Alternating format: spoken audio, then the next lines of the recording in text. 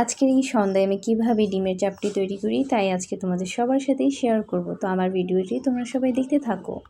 আসসালামু আলাইকুম এভরিওয়ান, তোমরা সবাই কেমন আছো? আশা করি আল্লাহর রহমতে তোমরা সবাই ভালো আছো। আমি আর রুজবা দুজনেই ভালো আছি আলহামদুলিল্লাহ। প্রথমে আমি দেখিয়ে দিচ্ছি মিল্ক বিটার লিকুইড দুধ আমি ভিজিয়ে নিয়েছি। আমি চা বানাবো তাই আমি এখানে একটি পেঁয়াজ কুচি করে নিচ্ছি একটা চপিং বোর্ডে, আর দুইটা কাঁচামরিচ কুচি করব। কাঁচামরিচ খুব দ্রুত কেটে নিচ্ছি। এরপর একটা কাচের বাটিতে আমি পেঁয়াজ আর মরিচকে নিয়ে লবণ দিয়ে ভালো করে মেখে নিয়েছি, আর সাথে চিনিটা ভালো করে মেখে নিচ্ছি। আর একটু একটু করে পানি অ্যাড করব। ভালো করে মিক্স করে নেব যেন চিনিগুলো একদম গলে যায়। এ পর্যায়ে আমি পরিমাণ মতো আটা নিয়ে নিচ্ছি চাপটিগুলো তৈরি করার জন্য। তো ভালো করে মেখে নেব আর অল্প অল্প করে পানি অ্যাড করে দিব।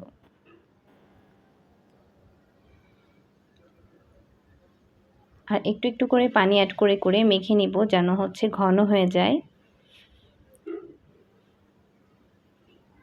আমার চাপটির ডোটা একদমই রেডি হয়ে গিয়েছে। এরকম থিকনেস থাকা অবস্থায় আমি এটাকে রেখে দেব।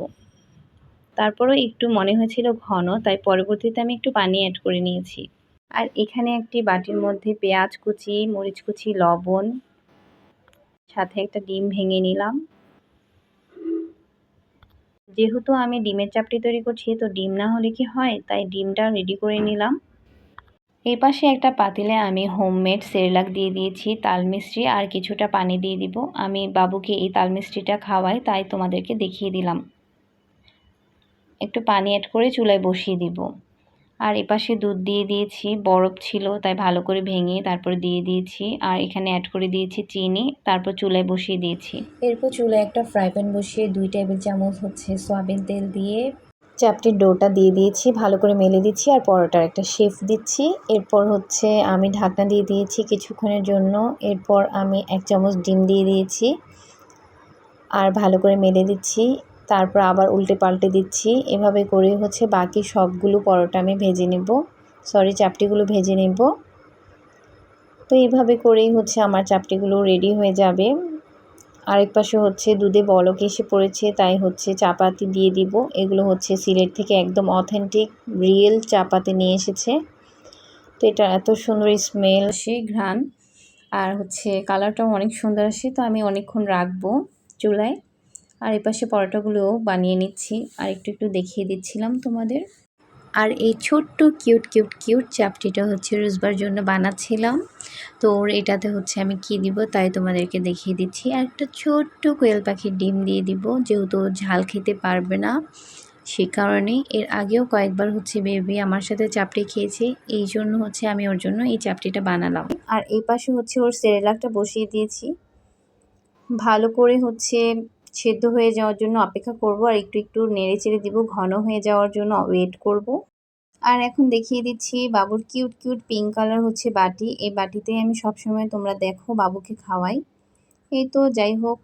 আর এই ফর্মুলা প্রাইমার 2 এই দুধটা আমি সুজি, সাবুদানা, ওটসের সাথে সব কিছুর সাথে দিতে পছন্দ করি। আর হোমমেড যে সেরেলাকটি আছে তার সাথেও আমি 2 চামচ করে মিক্স করে ভালো করে ঠান্ডা করে তারপর বাবুকে খাওয়াই। এই তো রেডি হয়ে গেছে ওরটা। আর এপাশে ডিম চাপটি একদম রেডি। আর এপাশে আবার একটু দেখিয়ে দিলাম রুজবার চাপটি, সেরেলাক আর ওর ফিডারটা।